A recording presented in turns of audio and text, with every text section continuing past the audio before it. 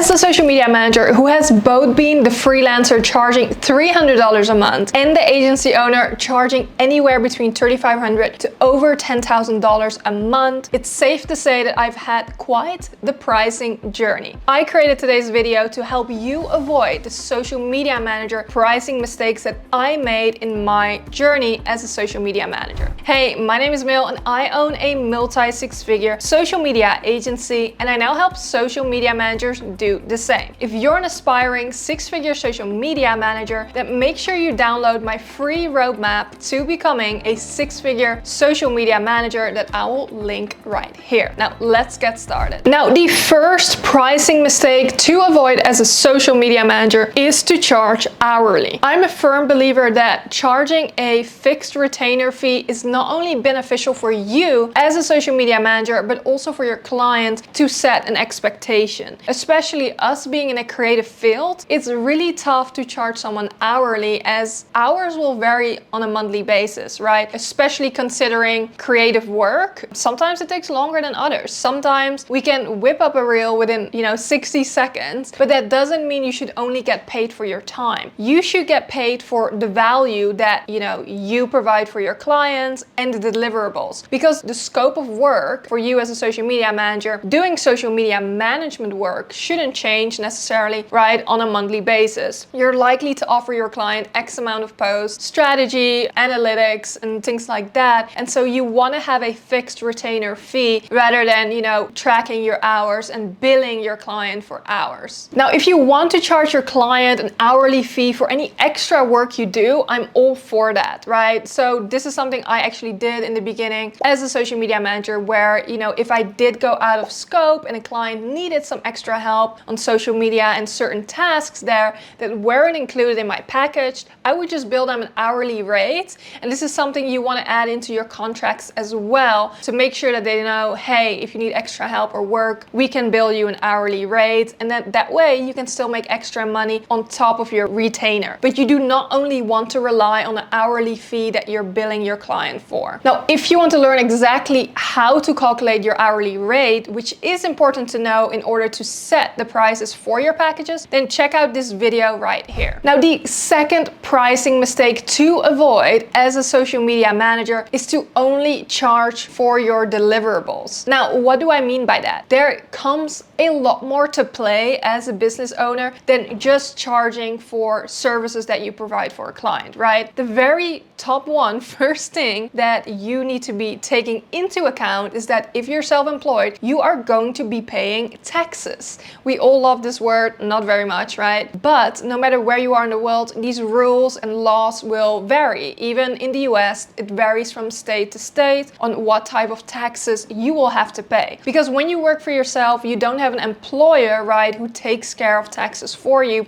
So you are responsible for paying taxes at the end of each year. So this is something to take into account. That's why we often say that a certain very low fee is just not doable for social media managers, because they have overhead costs, right? Not only taxes, but also software. And that's the next thing I want to talk about. Software that you might need in order to deliver work, right? You want to take that into account into your fees and your rates, right? So one of the top tools that all social media managers have is a social media management or scheduling tool, right? This can make up most of the cost, if not all of the cost, for you to do a great job for your clients, manage them, right? Manage their inbox, you name it. So I often hear social media managers say, oh, this scheduling tool is expensive, or like, how do I go about that? You need to calculate it into your rate so that you are covered when clients hire you, right? You do have overhead costs. Some other costs you might have is monthly subscriptions on tools like Canva or other design tools that help make you do a good job for a client. So make sure you take all these things into account before setting your prices, and don't just charge for the work you're going to do for them. There's a lot more to it, right? Now, if you're still looking for a social media management tool that you want to implement in your agency or your business, then make sure you check out this honest review I did of Cloud Campaign, a tool I highly recommend that I will link in the description below as well. The third mistake to avoid as a social media manager when it comes to pricing is to charge a month by month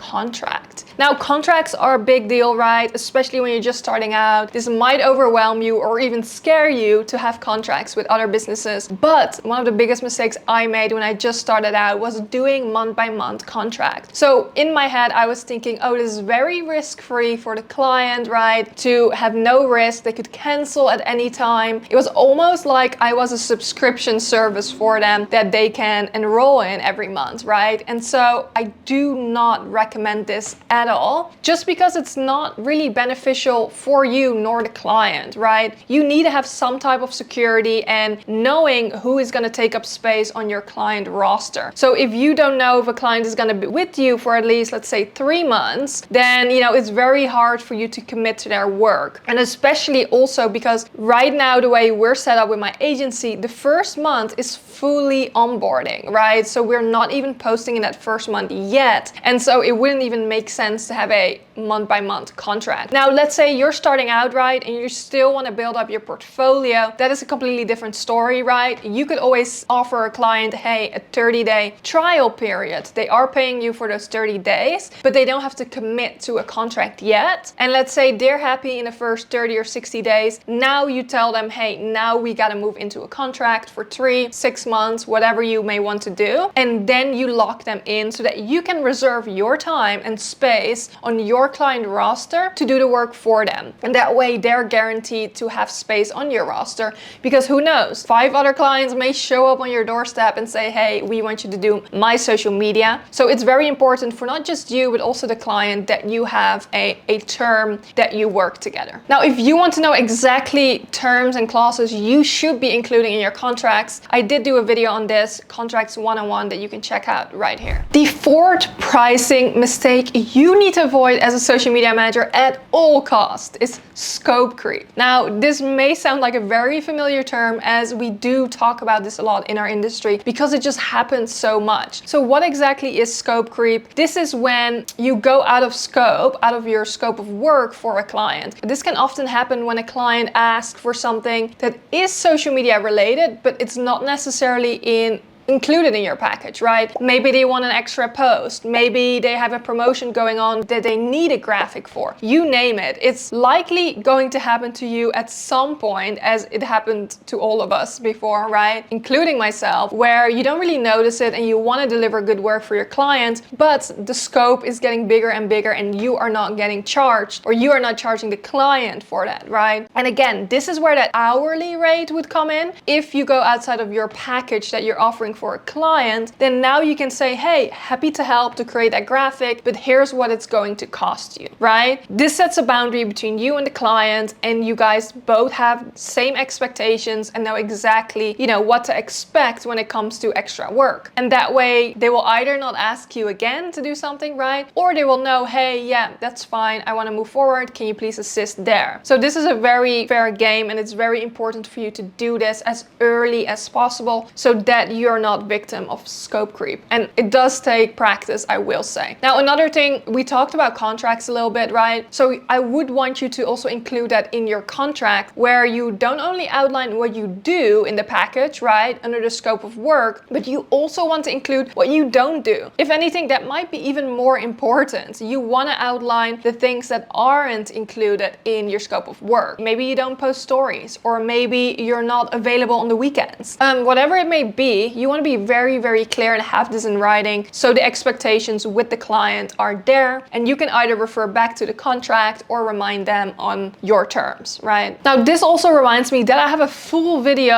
on things that I wish I knew before becoming a social media manager. If you're just starting in this journey, or you just like to check it out right here and let me know what you think. Now, this wraps up all the pricing mistakes I need you to avoid as a social media manager, because I wish I avoided these things when I was in my journey. If you found this helpful, I'd love to know. Leave a comment below. If you're having any pricing issues, let me know too, and maybe I can help. And make sure you subscribe so that I see you in next week's video.